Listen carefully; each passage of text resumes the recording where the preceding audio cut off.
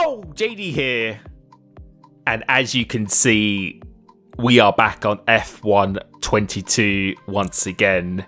And this time we arrive at our third track in my Hotlap and Setup series. We arrive at Melbourne, Australia. A track that I said I was actually really looking forward to, but I can confirm trying to get a lap together on this track was probably the most painful experience so far. Don't get me wrong, I love driving the track. It's awesome to drive and I really do like this layout, but yeah, the track limits, and it's not even the track limits because the track limits are correct, but there's some corners where the car is longer than the curb in between, so it gives the illusion that you're cutting it but you're not. And then there's other corners where it's the opposite, where you think you haven't gone off but you actually have, and it's really hard to know where the boundaries are around here, and it's pretty much a straight most of it, so it's so crucial to get the right momentum out of the corners. So as always, please focus on the braking and the throttle. That is a big aspect of this game where you have to be aggressive on the power, otherwise you won't get the rotation you need in the car itself. And if you are finding these Hotlap and Setup videos useful, along with enjoying my other content, please subscribe and like the video. Lets me know that you are, and yeah, I cannot wait to be doing more content in the future. But we eventually did do a lap, and I think I only did one valid lap in the end, because in time trial you do have to push it as hard as possible. So let's see this lap. This will be uninterrupted, and then as usual we will watch it again and we will break it down in a little bit more detail. This first sector I was taking quite cautious here because I just wanted to get a valid lap on the board, so definitely could have explored the boundaries a bit more. This corner is a lot wider than it was in the past. This corner I really enjoy, and it's completely flat up for its right-handers. So use all of the track. Make sure you don't use the curb on the exit. This one has changed quite significantly, so it's so important to get a great exit.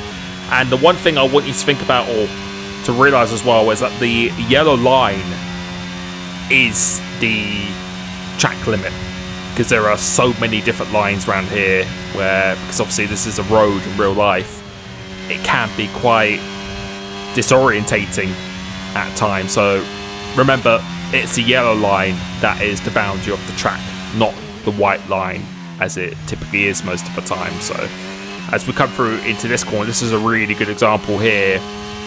Yeah, it's a little bit deceiving of where the limits are, and when you're driving at speed, it certainly is much harder to decipher. But we come across the line and it's going to be a 16.824, which I was fairly happy with, but as with the other tracks, I think there is quite a bit of time on the table, especially in the first two corners as well. But let's break it down. Let's go through this itself. So as you start the lap and going into this turn one, I'm just going to pause it here. I'm actually looking, you can either use the black box or the 100-meter board. As I pass these, or just before this, that's why I start braking. Use a lot of the curb. So this is one of these corners where the car is longer than the curb itself, so you can actually cut it, but you are still staying within track limits. This corner, make sure you have one wheel on the track.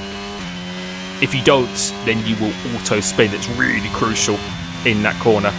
Now coming into turn 3, so I'm using the 100-meter board here. So as soon as I pass that, as I'm going at speed, that's why I start braking, turning in. Try and carry a lot of apex speed. Use all of the track here, but then don't use all the track for the left-hander. Actually stay in the middle of the track for this one.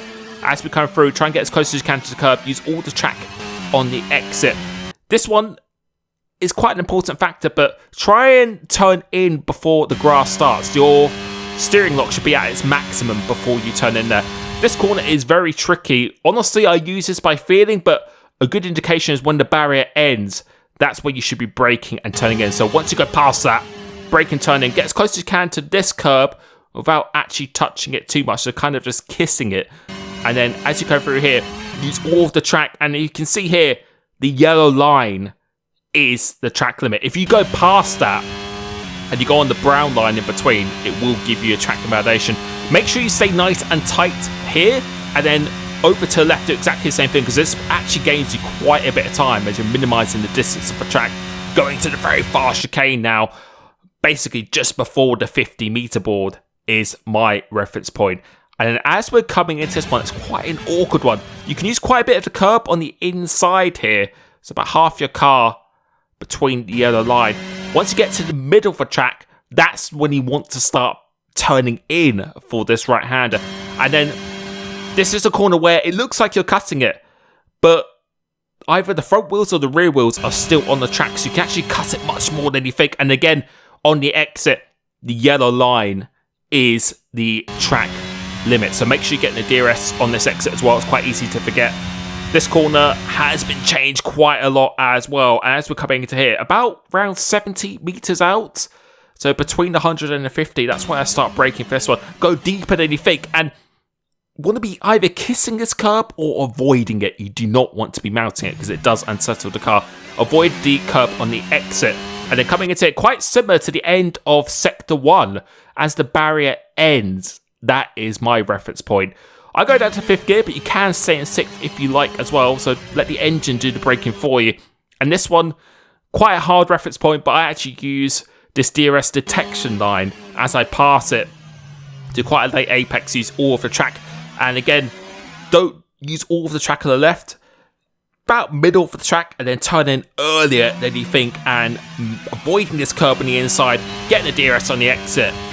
And that is a lap of the new updated Australia track in F1 22, which is fun to drive, but to get that perfect lap, it's quite a frustrating experience. And you can see that was enough for the top 5, so just about a 10th shy of Schumacher, who was an F1 Esports Challengers driver last season, and I think he actually won a few races, so a pretty good benchmark to go against.